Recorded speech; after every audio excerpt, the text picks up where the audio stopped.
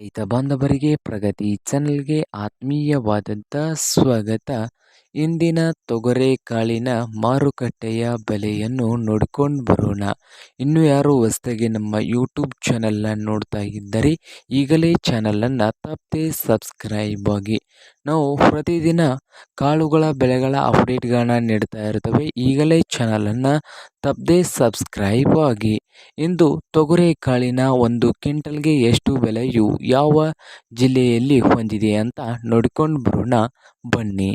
ಇಂದು ತೊಗರೆಕಾಳು ಮಾರುಕಟ್ಟೆಯ APMC rate ನೋಡೋದಾದರೆ ಕಲಬುರಗಿಯಲ್ಲಿ ಒಂದು ಕ್ವಿಂಟಲ್ಗೆ ರೇಟ್ ನೋಡೋದಾದರೆ ಕಲಬುರಗಿಯಲ್ಲಿ 7,800ದಿಂದ 9,000 ರೂಪಾಯಿವರೆಗೆ ಬೆಲೆಯನ್ನು ಹೊಂದಿದೆ.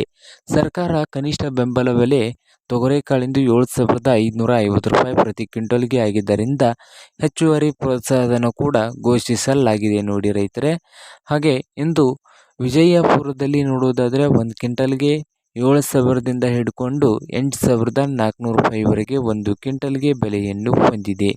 ಹಾಗೆ ಬಾಗಲಕೋಟೆಯಲ್ಲಿ ಒಂದು ಕ್ವಿಂಟಲ್ ತೊಗರೆಕಾಳಿನ ಬೆಲೆ ಬಂದು 7,000ದಿಂದ 8,400 ರೂಪಾಯಿವರೆಗೆ ಬೆಲೆಯನ್ನು ಒಂದು ಕ್ವಿಂಟಲ್ಗೆ ತೊಗರೆಕಾಳಿಂದು ಹೊಂದಿದೆ.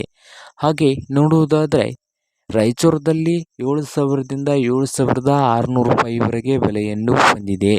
ಹಾಗೆ ನೋಡುವುದಾದರೆ ತುಳಜಾಪುರದಲ್ಲಿ 7,000ದಿಂದ 8,400 ರೂಪಾಯಿವರೆಗೆ ಬೆಲೆಯನ್ನು ಹೊಂದಿದೆ.